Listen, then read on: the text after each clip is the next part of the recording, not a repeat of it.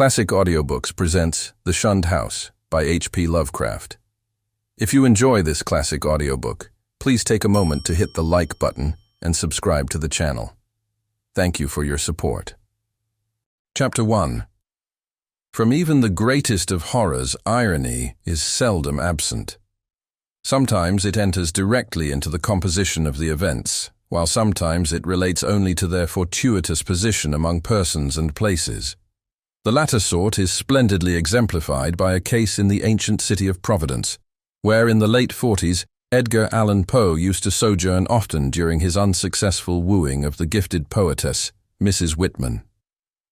Poe generally stopped at the mansion house in Benefit Street, the renamed Golden Ball Inn whose roof has sheltered Washington, Jefferson, and Lafayette, and his favorite walk led northward along the same street to Mrs. Whitman's home and the neighboring hillside churchyard of St. John's, whose hidden expanse of 18th-century gravestones had for him a peculiar fascination. Now the irony is this. In this walk, so many times repeated, the world's greatest master of the terrible and the bizarre was obliged to pass a particular house on the eastern side of the street. A dingy, antiquated structure perched on the abruptly rising side hill, with a great unkempt yard dating from a time when the region was partly open country. It does not appear that he ever wrote or spoke of it, nor is there any evidence that he even noticed it. And yet that house, to the two persons in possession of certain information, equals or outranks in horror the wildest fantasy of the genius who so often passed it unknowingly, and stands starkly leering as a symbol of all that is unutterably hideous. The house was, and for that matter still is, of a kind to attract the attention of the curious.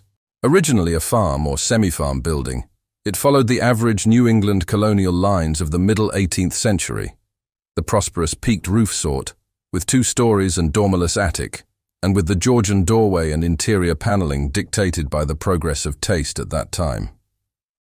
It faced south, with one gable end buried to the lower windows in the eastward rising hill, and the other exposed to the foundations toward the street. Its construction, over a century and a half ago, had followed the grading and straightening of the road in that especial vicinity. For Benefit Street, at first called Back Street, was laid out as a lane winding amongst the graveyards of the first settlers, and straightened only when the removal of the bodies to the north burial ground made it decently possible to cut through the old family plots. At the start, the western wall had lain some 20 feet up a precipitous lawn from the roadway, but a widening of the street at about the time of the Revolution sheared off most of the intervening space, exposing the foundations so that a brick basement wall had to be made, giving the deep cellar a street frontage with door and one window above ground, close to the new line of public travel. When the sidewalk was laid out a century ago, the last of the intervening space was removed, and Poe in his walks must have seen only a sheer ascent of dull, gray brick flush with the sidewalk, and surmounted at a height of 10 feet by the antique shingled bulk of the house proper.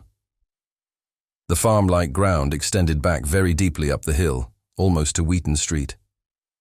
The space south of the house, abutting on Benefit Street, was of course greatly above the existing sidewalk level, forming a terrace bounded by a high bank wall of damp, mossy stone, pierced by a steep flight of narrow steps, which led inward between canyon-like surfaces to the upper region of mangy lawn, roomy brick walks, and neglected gardens whose dismantled cement urns, rusted kettles fallen from tripods of knotty sticks, and similar paraphernalia set off the weather-beaten front door with its broken fanlight, rotting ionic pilasters, and wormy triangular pediment. What I heard in my youth about the Shunned House was merely that people died there in alarmingly great numbers. That, I was told, was why the original owners had moved out some 20 years after building the place. It was plainly unhealthy, perhaps because of the dampness and fungus growths in the cellar, the general sickish smell, the drafts of the hallways, or the quality of the well and pump water. These things were bad enough, and these were all that gained belief among the persons whom I knew. Only the notebooks of my antiquarian uncle, Dr. Elihu Whipple, revealed to me at length the darker, vaguer surmises which formed an undercurrent of folklore among old-time servants and humble folk, surmises which never traveled far, and which were largely forgotten when Providence grew to be a metropolis with a shifting modern population. The general fact is that the house was never regarded by the solid part of the community as in any real sense haunted. There were no widespread tales of rattling chains, cold currents of air, extinguished lights, or faces at the window. Extremists sometimes said the house was unlucky, but that is as far as even they went. What was really beyond dispute is that a frightful proportion of persons died there, or more accurately, had died there, since after some peculiar happenings over 60 years ago, the building had become deserted through the sheer impossibility of renting it. These persons were not all cut off suddenly by any one cause. Rather did it seem that their vitality was insidiously sapped, so that each one died the sooner from whatever tendency to weakness he may have naturally had, and those who did not die displayed in varying degree a type of anemia or consumption, and sometimes a decline of the mental faculties, which spoke ill for the salubriousness of the building. Neighboring houses, it must be added, seemed entirely free from the noxious quality. This much I knew, before my insistent questioning led my uncle to show me the notes, which finally embarked us both on our hideous investigation. In my childhood, the Shunned House was vacant, with barren, gnarled and terrible old trees, long, queerly pale grass, and nightmarishly misshapen weeds in the high terraced yard where birds never lingered. We boys used to overrun the place, and I can still recall my youthful terror not only at the morbid strangeness of this sinister vegetation, but at the eldritch atmosphere and odor of the dilapidated house, whose unlocked front door was often entered in quest of shudders. The small-paned windows were largely broken, and a nameless air of desolation hung round the precarious paneling, shaky interior shutters, peeling wallpaper, falling plaster, rickety staircases, and such fragments of battered furniture as still remained. The dust and cobwebs added their touch of the fearful, and brave indeed was the boy who would voluntarily ascend the ladder to the attic, a vast raftered length, lighted only by small blinking windows in the gable ends, and filled with a massed wreckage of chests, chairs, and spinning wheels which infinite years of deposit had shrouded and festooned into monstrous and hellish shapes. But after all, the attic was not the most terrible part of the house. It was the dank, humid cellar which somehow exerted the strongest repulsion on us, even though it was wholly above ground on the street side, with only a thin door and window-pierced brick wall to separate it from the busy sidewalk. We scarcely knew whether to haunt it in spectral fascination or to shun it for the sake of our souls and our sanity. For one thing, the bad odor of the house was strongest there, and for another thing, we did not like the white fungus growths which occasionally sprang up in rainy summer weather from the hard earth floor. Those fungi, grotesquely like the vegetation in the yard outside, were truly horrible in their outlines. Detestable parodies of toadstools and Indian pipes, whose like we had never seen in any other situation. They rotted quickly and at one stage became slightly phosphorescent, so that nocturnal passers-by sometimes spoke of witch fires glowing behind the broken panes of the feta-spreading windows. We never, even in our wildest Halloween moods, visited this cellar by night, but in some of our daytime visits could detect the phosphorescence, especially when the day was dark and wet.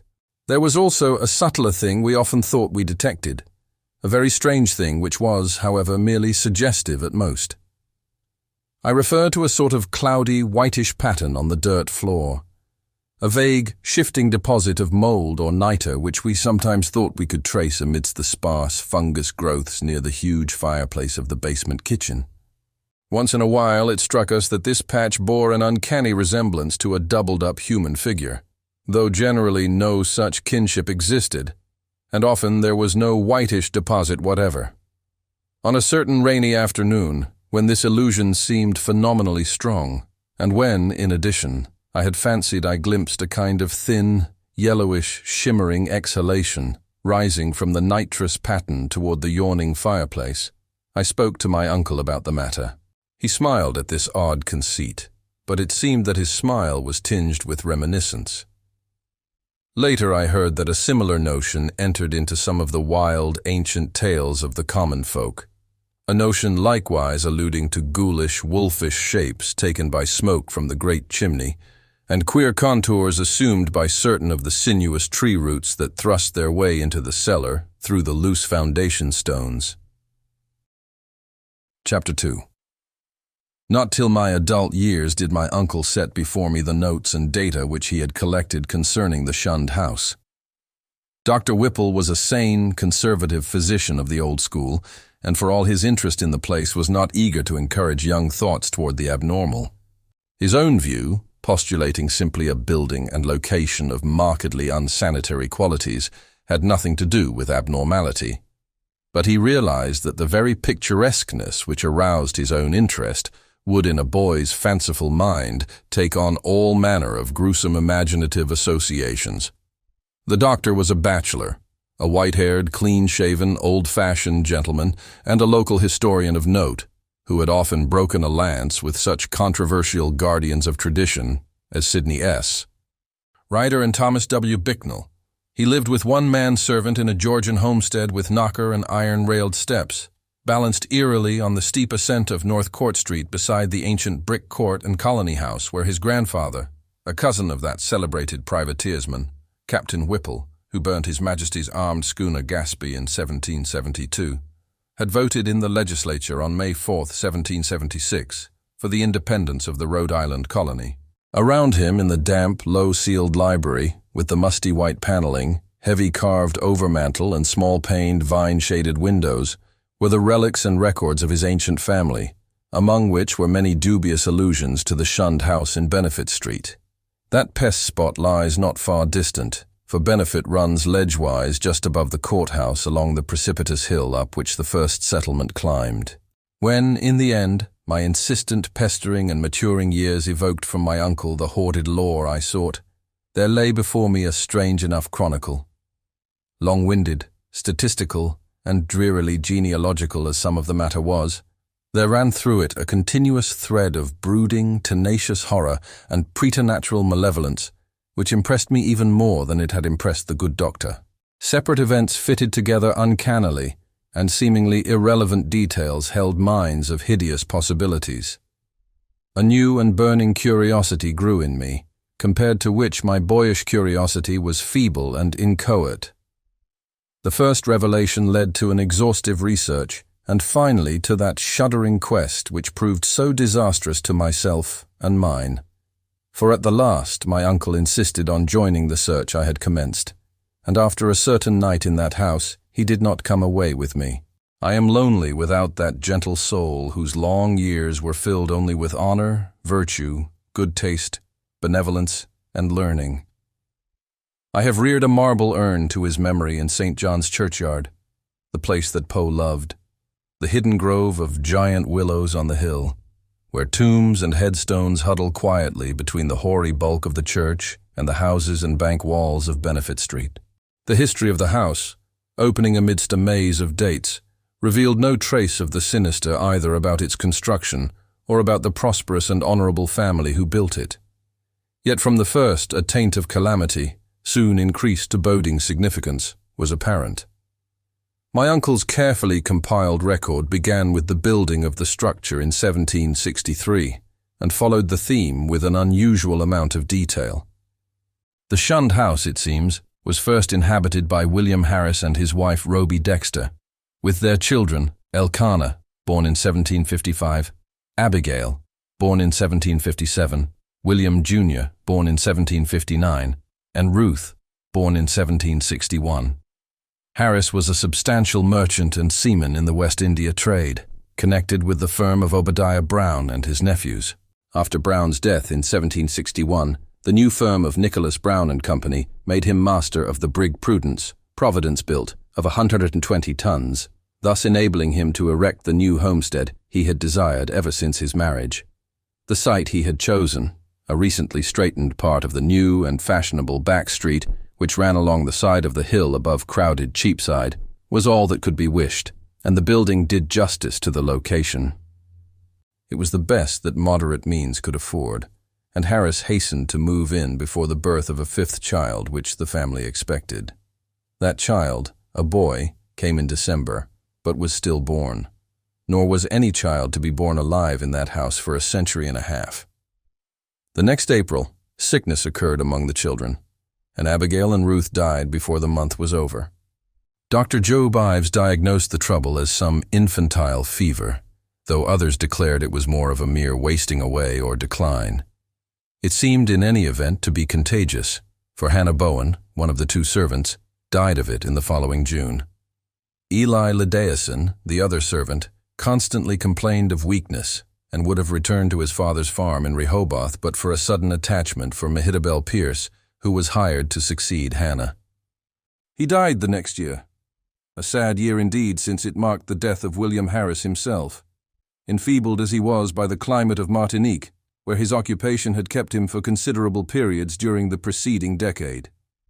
The widowed Roby Harris never recovered from the shock of her husband's death, and the passing of her firstborn Elkanah 2 years later was the final blow to her reason. In 1768, she fell victim to a mild form of insanity, and was thereafter confined to the upper part of the house, her elder maiden sister, Mercy Dexter, having moved in to take charge of the family. Mercy was a plain, raw-boned woman of great strength, but her health visibly declined from the time of her advent.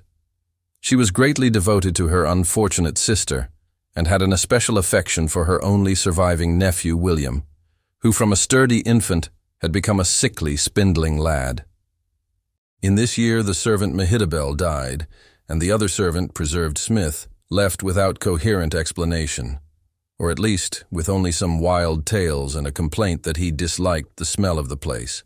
For a time Mercy could secure no more help, since the 7 deaths and case of madness, all occurring within 5 years' space, had begun to set in motion the body of fireside rumor, which later became so bizarre. Ultimately, however, she obtained new servants from out of town. Anne White, a morose woman from that part of North Kingstown, now set off as the township of Exeter, and a capable Boston man named Zenas Lowe. It was Anne White who first gave definite shape to the sinister idle talk. Mercy should have known better than to hire anyone from the Nooseneck Hill country, for that remote bit of backwoods was then as now a seat of the most uncomfortable superstitions. As lately as 1892, an Exeter community exhumed a dead body and ceremoniously burnt its heart in order to prevent certain alleged visitations injurious to the public health and peace, and one may imagine the point of view of the same section in 1768. Anne's tongue was perniciously active, and within a few months Mercy discharged her, filling her place with a faithful and amiable Amazon from Newport, Maria Robbins. Meanwhile, poor Roby Harris, in her madness, gave voice to dreams and imaginings of the most hideous sort. At times her screams became insupportable, and for long periods she would utter shrieking horrors which necessitated her son's temporary residence with his cousin, Peleg Harris, in Presbyterian Lane, near the new college building. The boy would seem to improve after these visits, and had Mercy been as wise as she was well-meaning, she would have let him live permanently with Peleg. Just what Mrs. Harris cried out in her fits of violence, tradition hesitates to say, or rather presents such extravagant accounts that they nullify themselves through sheer absurdity. Certainly it sounds absurd to hear that a woman educated only in the rudiments of French often shouted for hours in a coarse and idiomatic form of that language, or that the same person, alone and guarded, complained wildly of a staring thing which bit and chewed at her. In 1772 the servant Zenas died, and when Mrs. Harris heard of it she laughed with a shocking delight utterly foreign to her. The next year she herself died, and was laid to rest in the North Burial Ground beside her husband. Upon the outbreak of trouble with Great Britain in 1775, William Harris, despite his scant 16 years and feeble constitution, managed to enlist in the Army of Observation under General Greene, and from that time on enjoyed a steady rise in health and prestige. In 1780, as a captain in the Rhode Island forces in New Jersey under Colonel Angell, he met and married Phoebe Hetfield of Elizabethtown, whom he brought to Providence upon his honorable discharge in the following year. The young soldier's return was not a thing of unmitigated happiness. The house, it is true, was still in good condition, and the street had been widened and changed in name from Back Street to Benefit Street. But Mercy Dexter's once robust frame had undergone a sad and curious decay, so that she was now a stooped and pathetic figure with hollow voice and disconcerting pallor, qualities shared to a singular degree by the one remaining servant, Maria. In the autumn of 1782, Phoebe Harris gave birth to a stillborn daughter, and on the 15th of the next May, Mercy Dexter took leave of a useful, austere, and virtuous life. William Harris, at last thoroughly convinced of the radically unhealthful nature of his abode, now took steps toward quitting it and closing it forever. Securing temporary quarters for himself and his wife at the newly opened Golden Ball Inn, he arranged for the building of a new and finer house in Westminster Street, in the growing part of the town across the Great Bridge.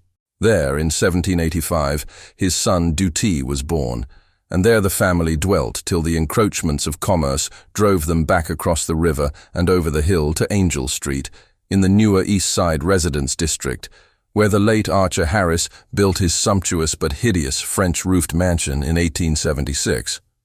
William and Phoebe both succumbed to the yellow fever epidemic of 1797, but Dutee was brought up by his cousin, Rathbone Harris, Peleg's son. Rathbone was a practical man, and rented the Benefit Street house despite William's wish to keep it vacant. He considered it an obligation to his ward to make the most of all the boy's property, nor did he concern himself with the deaths and illnesses which caused so many changes of tenants, or the steadily growing aversion with which the house was generally regarded. It is likely that he felt only vexation when, in 1804, the town council ordered him to fumigate the place with sulphur, tar, and gum camphor, on account of the much-discussed deaths of 4 persons, presumably caused by the then diminishing fever epidemic. They said the place had a febrile smell. Dutee himself thought little of the house, for he grew up to be a privateersman and served with distinction on the Vigilant under Captain Cahoon in the War of 1812. He returned unharmed, married in 1814, and became a father on that memorable night of September 23, 1815. When a great gale drove the waters of the bay over half the town, and floated a tall sloop well up Westminster Street, so that its masts almost tapped the Harris windows in symbolic affirmation that the new boy, Welcome, was a seaman's son. Welcome did not survive his father, but lived to perish gloriously at Fredericksburg in 1862. Neither he nor his son Archer knew of the Shunned House as other than a nuisance almost impossible to rent, perhaps on account of the mustiness and sickly odor of unkempt old age. Indeed, it never was rented after a series of deaths culminating in 1861, which the excitement of the war tended to throw into obscurity. Carrington Harris, last of the male line, knew it only as a deserted and somewhat picturesque center of legend, until I told him my experience. He had meant to tear it down and build an apartment house on the site, but after my account decided to let it stand, install plumbing, and rent it. Nor has he yet had any difficulty in obtaining tenants. The horror has gone. Chapter 3. It may well be imagined how powerfully I was affected by the annals of the Harrises. In this continuous record, there seemed to me to brood a persistent evil beyond anything in nature as I had known it. An evil clearly connected with the house and not with the family. This impression was confirmed by my uncle's less systematic array of miscellaneous data, legends transcribed from servant gossip, cuttings from the papers, copies of death certificates by fellow physicians, and the like. All of this material I cannot hope to give, for my uncle was a tireless antiquarian and very deeply interested in the Shunned House. But I may refer to several dominant points which earn notice by their recurrence through many reports from diverse sources. For example, the servant gossip was practically unanimous in attributing to the fungus and malodorous cellar of the house a vast supremacy and evil influence. There had been servants, Anne White especially, who would not use the cellar kitchen, and at least 3 well-defined legends bore upon the queer quasi-human or diabolic outlines assumed by tree roots and patches of mold in that region. These latter narratives interested me profoundly, on account of what I had seen in my boyhood, but I felt that most of the significance had in each case been largely obscured by additions from the common stock of local ghost lore. Anne White, with her Exeter superstition, had promulgated the most extravagant and at the same time most consistent tale, alleging that there must lie buried beneath the house one of those vampires, the dead who retain their bodily form and live on the blood or breath of the living, whose hideous legions send their preying shapes or spirits abroad by night. To destroy a vampire, one must, the grandmothers say, exhume it and burn its heart, or at least drive a stake through that organ, and Anne's dogged insistence on a search under the cellar had been prominent in bringing about her discharge. Her tales, however, commanded a wide audience, and were the more readily accepted because the house indeed stood on land once used for burial purposes. To me, their interest depended less on this circumstance than on the peculiarly appropriate way in which they dovetailed with certain other things. The complaint of the departing servant preserved Smith, who had preceded Anne and never heard of her, that something sucked his breath at night. The death certificates of the fever victims of 1804, issued by Dr. Chad Hopkins and showing the 4 deceased persons all unaccountably lacking in blood, and the obscure passages of poor Roby Harris's ravings, where she complained of the sharp teeth of a glassy-eyed, half-visible presence. Free from unwarranted superstition though I am, these things produced in me an odd sensation, which was intensified by a pair of widely separated newspaper cuttings relating to deaths in the Shunned House, one from the Providence Gazette and Country Journal of April 12, 1815, and the other from the Daily Transcript and Chronicle of October 27, 1845, each of which detailed an appallingly grisly circumstance whose duplication was remarkable. It seems that in both instances the dying person, in 1815 a gentle old lady named Stafford, and in 1845 a schoolteacher of middle age named Eliza Durfee, became transfigured in a horrible way, glaring glassily and attempting to bite the throat of the attending physician. Even more puzzling, though, was the final case which put an end to the renting of the house. A series of anemia deaths, preceded by progressive madnesses wherein the patient would craftily attempt the lives of his relatives by incisions in the neck or wrist. This was in 1860 and 1861, when my uncle had just begun his medical practice, and before leaving for the front, he heard much of it from his elder professional colleagues. The really inexplicable thing was the way in which the victims, ignorant people, for the ill-smelling and widely shunned house could now be rented to no others, would babble maledictions in French, a language they could not possibly have studied to any extent. It made one think of poor Roby Harris nearly a century before, and so moved my uncle that he commenced collecting historical data on the house after listening, sometime subsequent to his return from the war, to the first-hand account of Doctors Chase and Whitmarsh.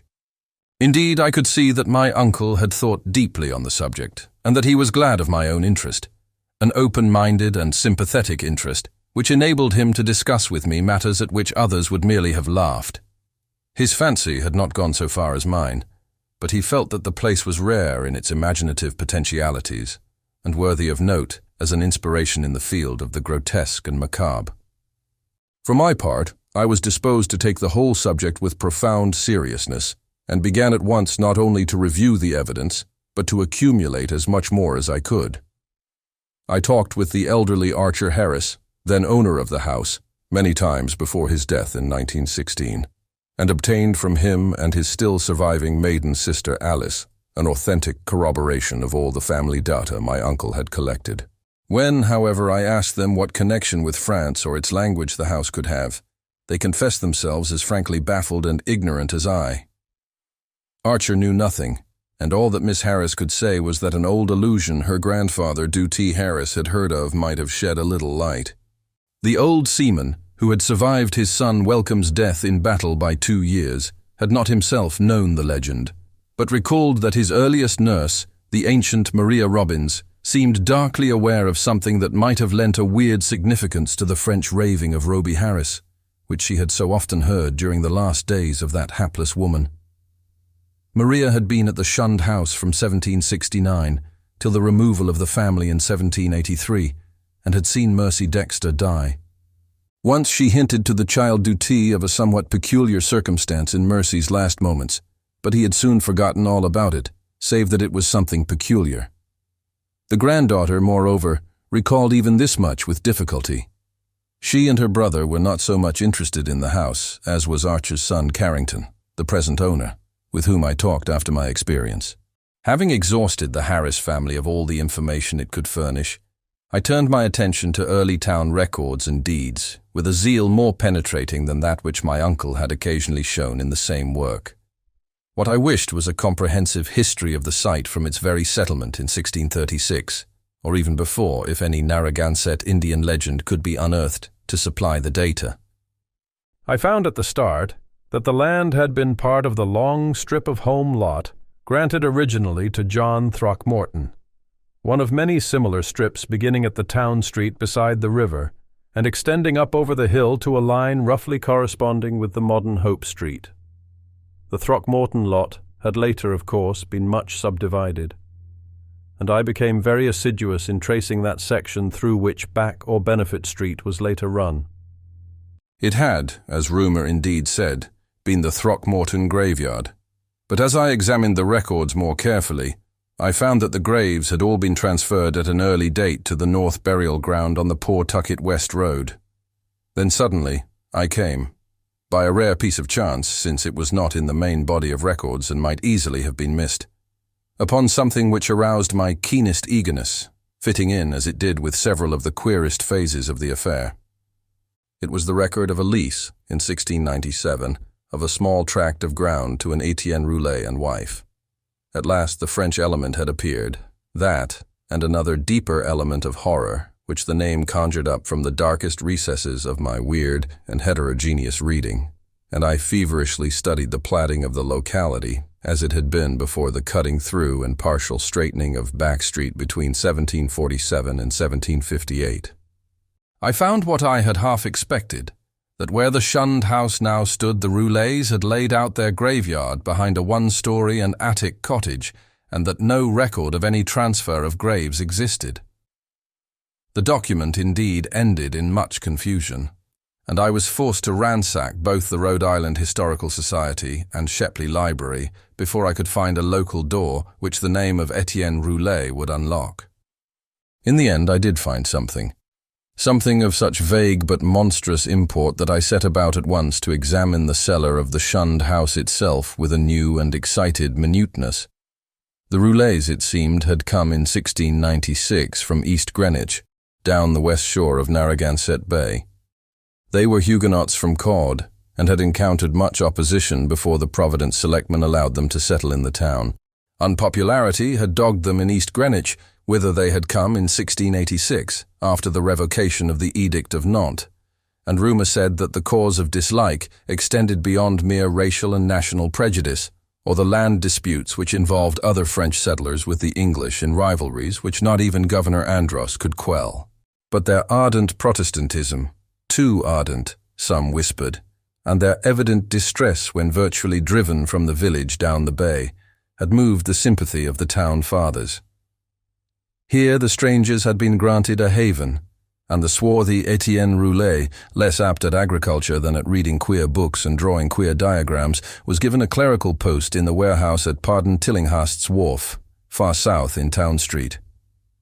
There had, however, been a riot of some sort later on, perhaps 40 years later, after old Roulet's death, and no one seemed to hear of the family after that. For a century and more, it appeared, the Roulets had been well remembered and frequently discussed as vivid incidents in the quiet life of a New England seaport. Etienne's son, Paul, a surly fellow whose erratic conduct had probably provoked the riot which wiped out the family, was particularly a source of speculation. And though Providence never shared the witchcraft panics of her Puritan neighbours, it was freely intimated by old wives that his prayers were neither uttered at the proper time nor directed toward the proper object. All this had undoubtedly formed the basis of the legend known by old Maria Robbins. What relation it had to the French ravings of Roby Harris and other inhabitants of the Shunned House, imagination or future discovery alone could determine. I wondered how many of those who had known the legends realized that additional link with the terrible which my wider reading had given me. That ominous item in the annals of morbid horror which tells of the creature Jacques Roulet, of Caude, who in 1598 was condemned to death as a demoniac, but afterwards saved from the stake by the Paris Parliament and shut in a madhouse. He had been found covered with blood and shreds of flesh in a wood, shortly after the killing and rending of a boy by a pair of wolves. One wolf was seen to lope away unhurt. Surely a pretty hearthside tale, with a queer significance as to name and place. But I decided that the Providence gossips could not have generally known of it. Had they known, the coincidence of names would have brought some drastic and frightened action. Indeed, might not its limited whispering have precipitated the final riot which erased the Roulets from the town? I now visited the accursed place with increased frequency, studying the unwholesome vegetation of the garden, examining all the walls of the building, and poring over every inch of the earthen cellar floor. Finally, with Carrington Harris's permission, I fitted a key to the disused door opening from the cellar directly upon Benefit Street, preferring to have a more immediate access to the outside world than the dark stairs, ground floor hall, and front door could give. There, where morbidity lurked most thickly, I searched and poked during long afternoons when the sunlight filtered in through the cobwebbed above-ground windows, and a sense of security glowed from the unlocked door which placed me only a few feet from the placid sidewalk outside. Nothing new rewarded my efforts, only the same depressing mustiness and faint suggestions of noxious odors and nitrous outlines on the floor, and I fancy that many pedestrians must have watched me curiously through the broken panes. At length, upon a suggestion of my uncle's, I decided to try the spot nocturnally, and one stormy midnight ran the beams of an electric torch over the moldy floor with its uncanny shapes and distorted, half-phosphorescent fungi. The place had dispirited me curiously that evening, and I was almost prepared when I saw, or thought I saw, amidst the whitish deposits a particularly sharp definition of the huddled form I had suspected from boyhood.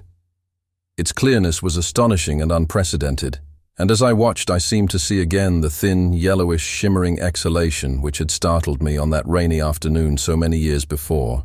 Above the anthropomorphic patch of mold by the fireplace it rose, a subtle, sickish, almost luminous vapor, which as it hung trembling in the dampness, seemed to develop vague and shocking suggestions of form, gradually trailing off into nebulous decay and passing up into the blackness of the great chimney with a fetor in its wake.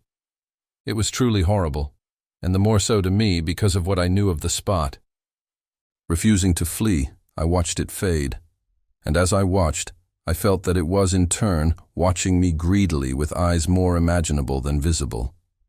When I told my uncle about it, he was greatly aroused, and after a tense hour of reflection, arrived at a definite and drastic decision.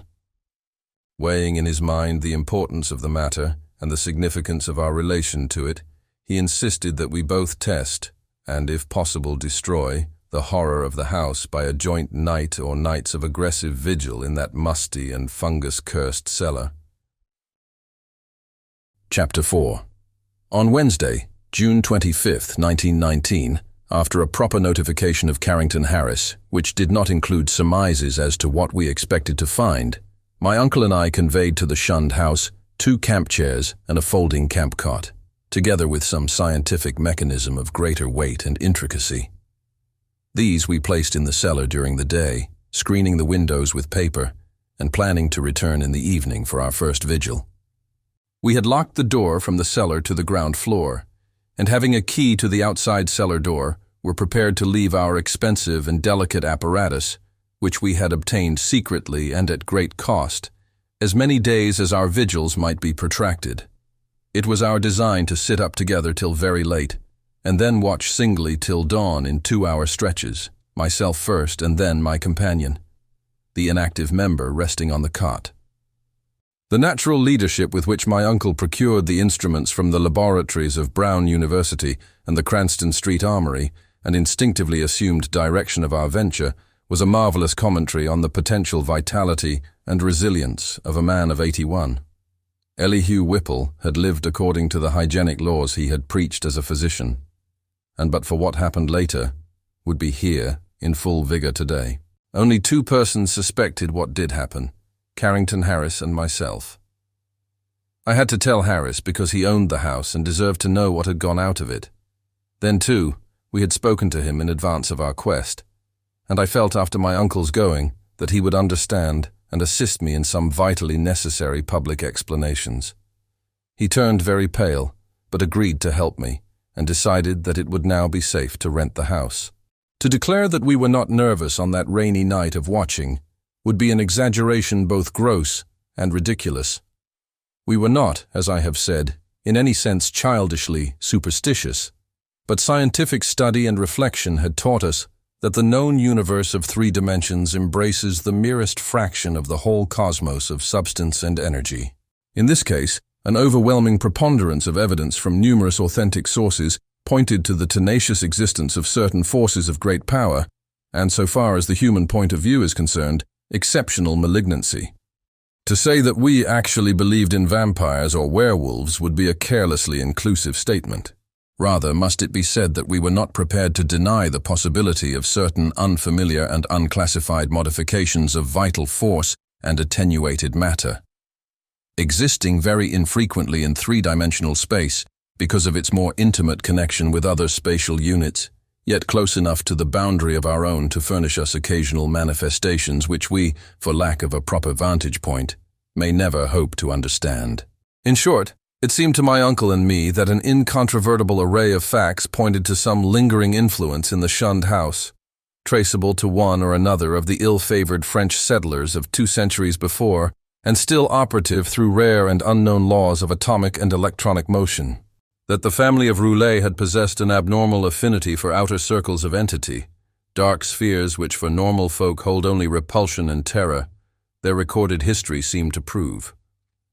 Had not, then, the riots of those bygone 1730s set moving certain kinetic patterns in the morbid brain of one or more of them, notably the sinister Paul Roulet, which obscurely survived the bodies murdered and buried by the mob, and continued to function in some multiple-dimensioned space along the original lines of force determined by a frantic hatred of the encroaching community. Such a thing was surely not a physical or biochemical impossibility in the light of a newer science, which includes the theories of relativity and intra-atomic action. One might easily imagine an alien nucleus of substance or energy, formless or otherwise, kept alive by imperceptible or immaterial subtractions from the life force or bodily tissue and fluids of other and more palpably living things into which it penetrates, and with whose fabric it sometimes completely merges itself.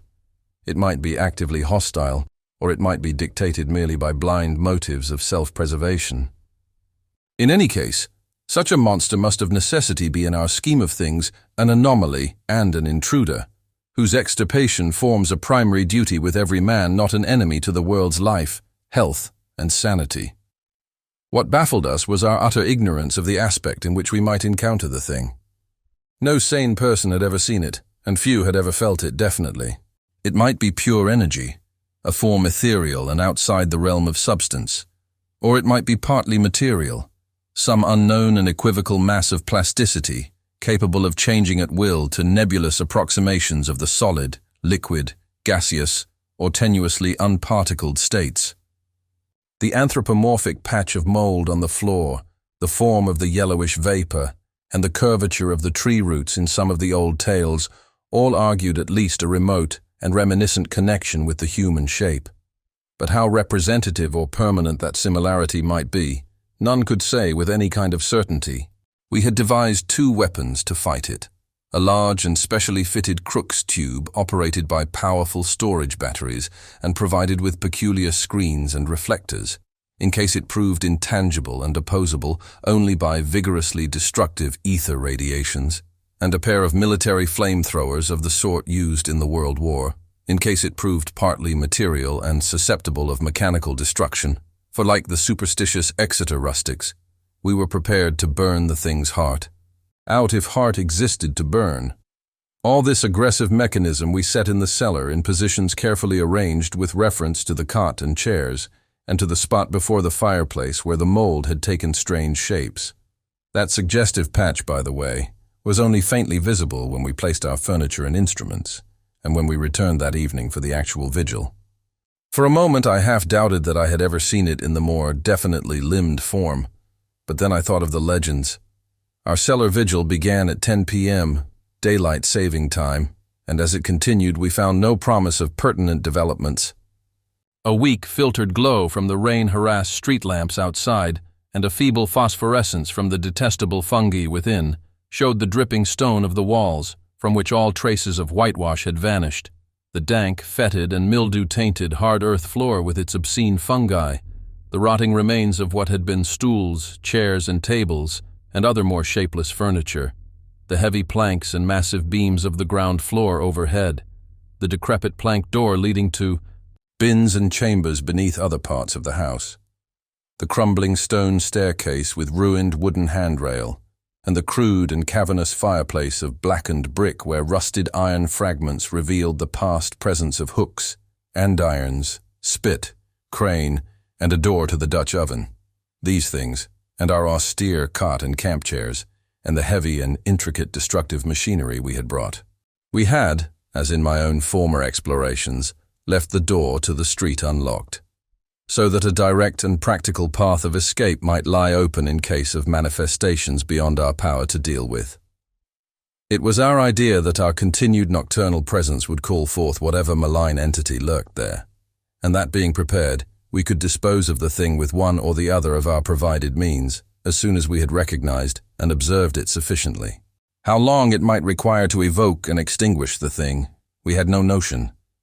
It occurred to us, too, that our venture was far from safe, for in what strength the thing might appear no one could tell. But we deemed the game worth the hazard, and embarked on it alone and unhesitatingly, conscious that the seeking of outside aid would only expose us to ridicule and perhaps defeat our entire purpose. Such was our frame of mind as we talked, far into the night, till my uncle's growing drowsiness made me remind him to lie down for his 2-hour sleep. Something like fear chilled me as I sat there in the small hours alone. I say alone, for one who sits by a sleeper is indeed alone, perhaps more alone than he can realize. My uncle breathed heavily, his deep inhalations and exhalations accompanied by the rain outside and punctuated by another nerve-wracking sound of distant dripping water within.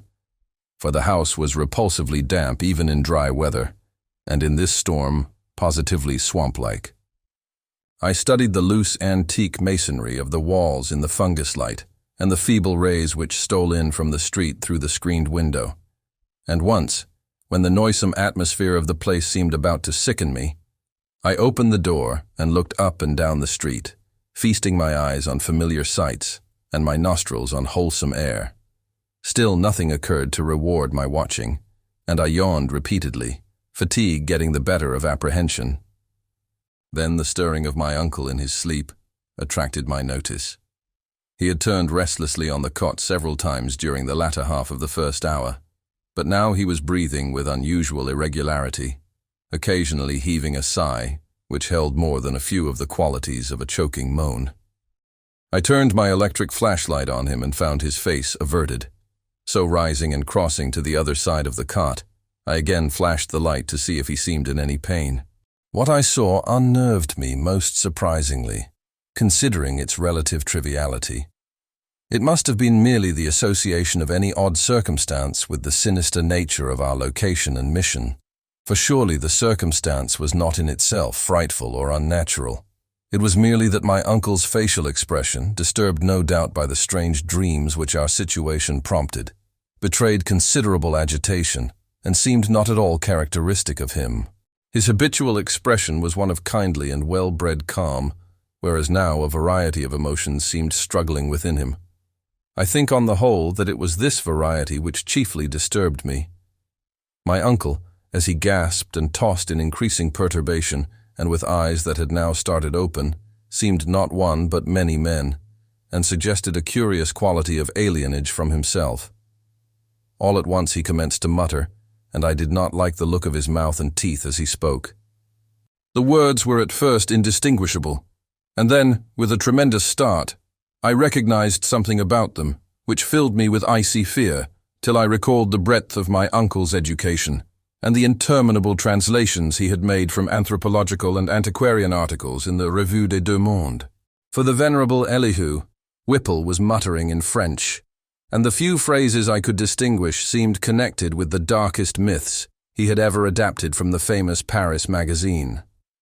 Suddenly, a perspiration broke out on the sleeper's forehead, and he leaped abruptly up, half awake.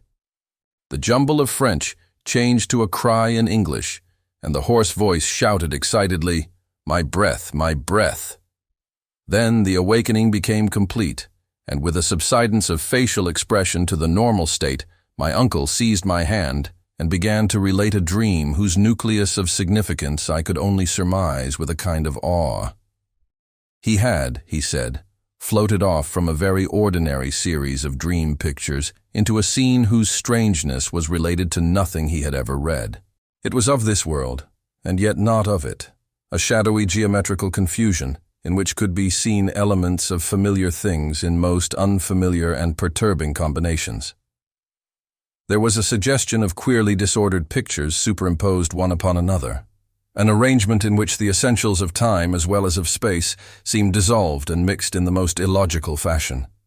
In this kaleidoscopic vortex of phantasmal images were occasional snapshots, if one might use the term, of singular clearness but unaccountable heterogeneity. Once my uncle thought he lay in a carelessly dug open pit, with a crowd of angry faces framed by straggling locks and three-cornered hats frowning down on him. Again, he seemed to be in the interior of a house, an old house apparently, but the details and inhabitants were constantly changing, and he could never be certain of the faces or the furniture, or even of the room itself, since doors and windows seemed in just as great a state of flux as the presumably more mobile objects.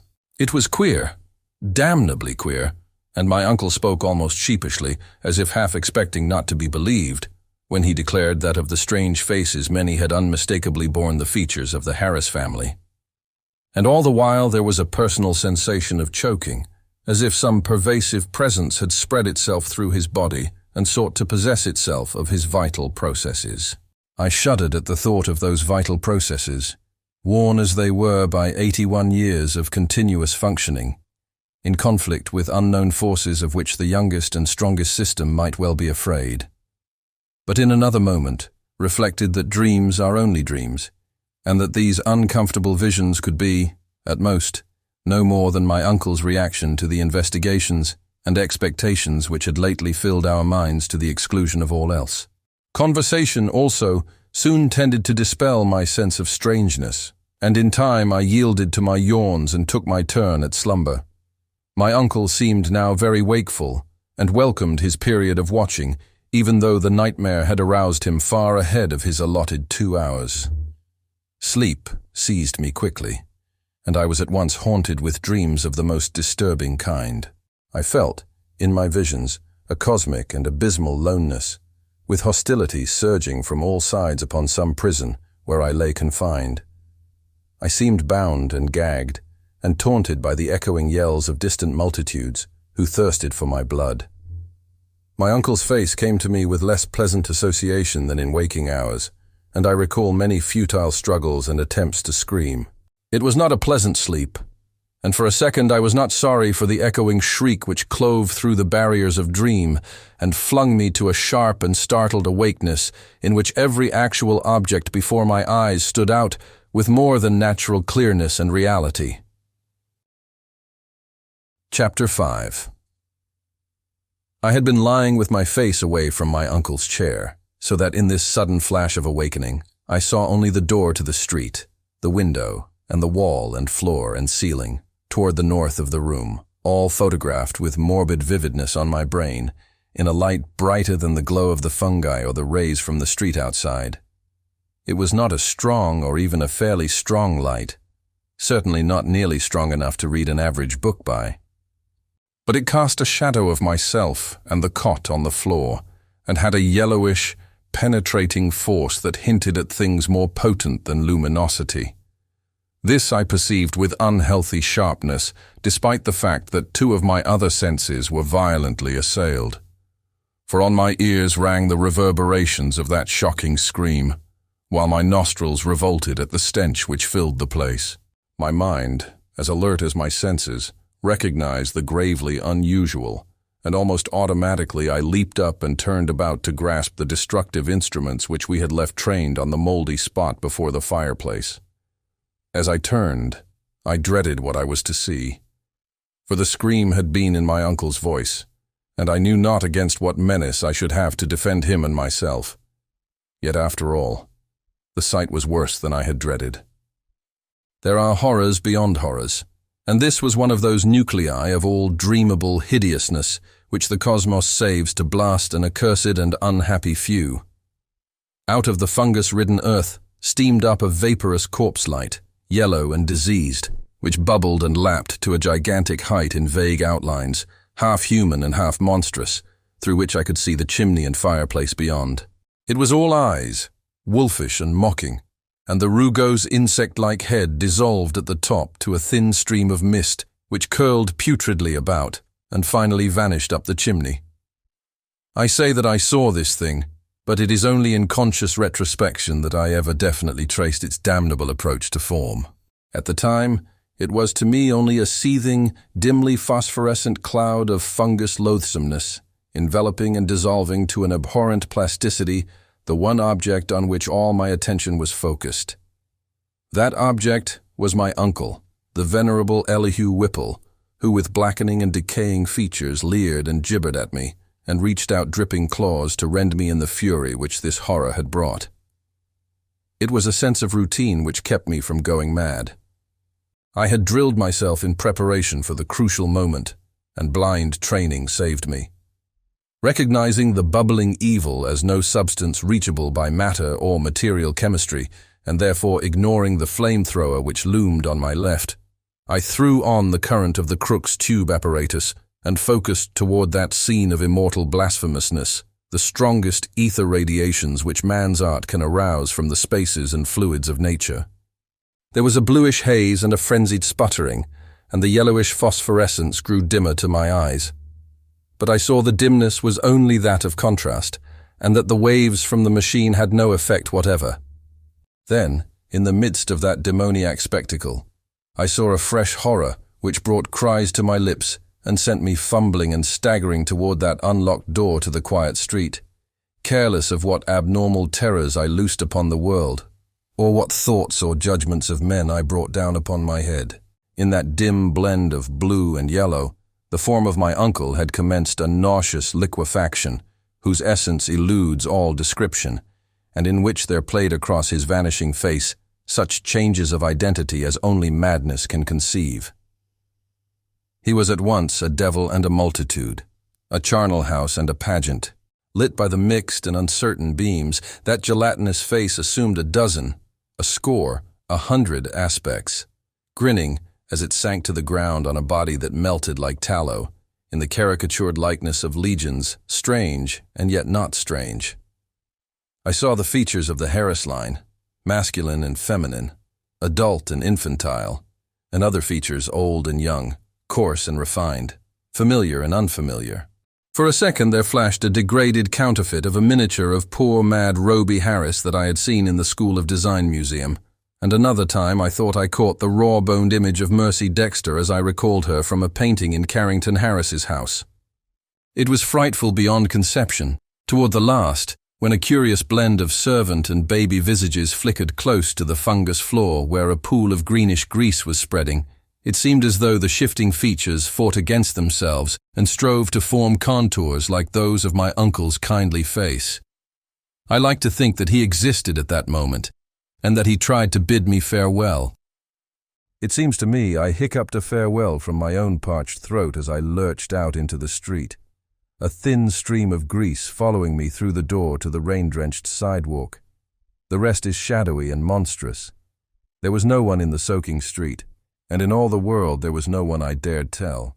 I walked aimlessly south past College Hill and the Athenaeum, down Hopkins Street, and over the bridge to the business section where tall buildings seemed to guard me, as modern material things guard the world from ancient and unwholesome wonder.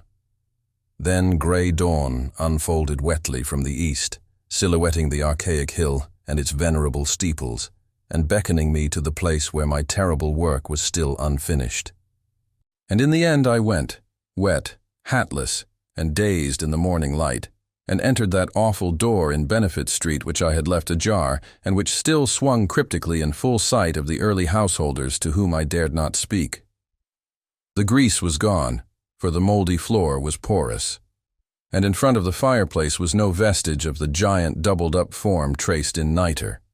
I looked at the cot, the chairs, the instruments, my neglected hat, and the yellowed straw hat of my uncle.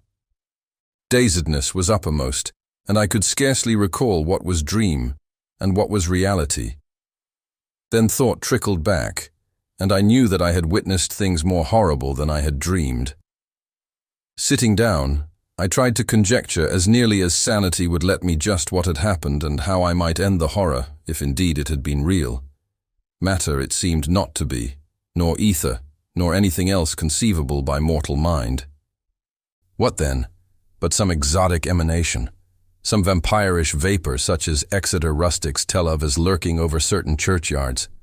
This, I felt, was the clue, and again I looked at the floor before the fireplace, where the mold and nitre had taken strange forms.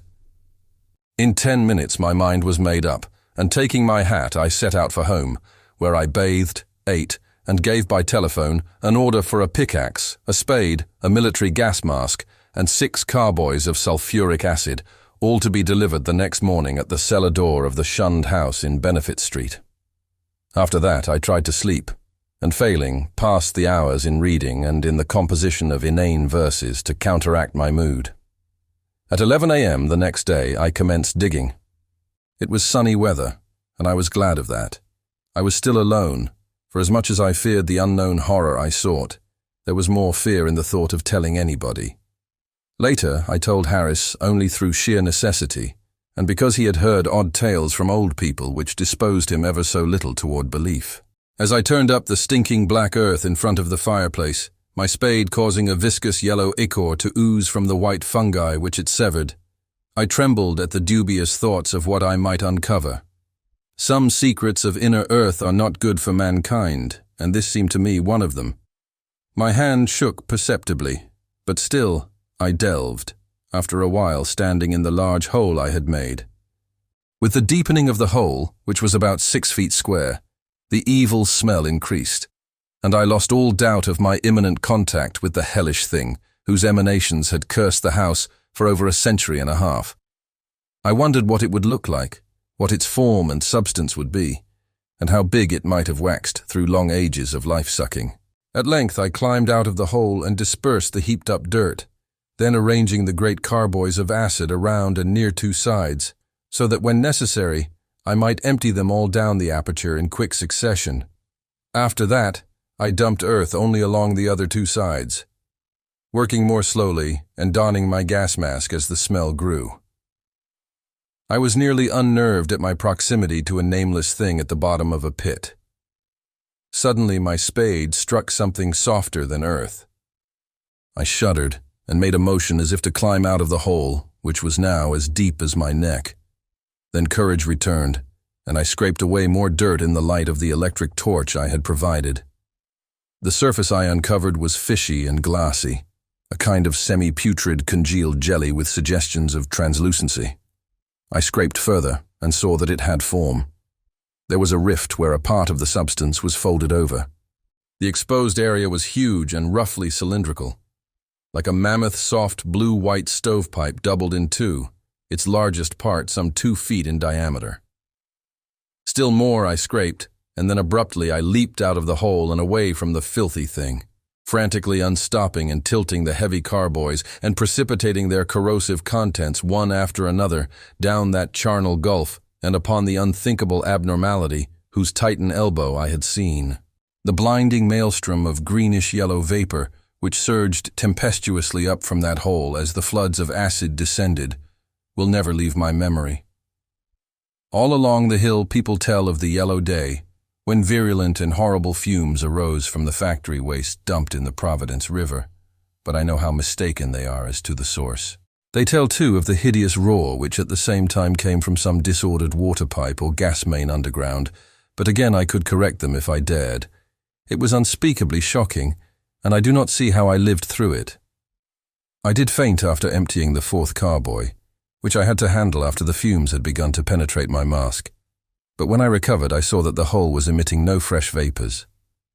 The 2 remaining carboys I emptied down without particular result, and after a time I felt it safe to shovel the earth back into the pit.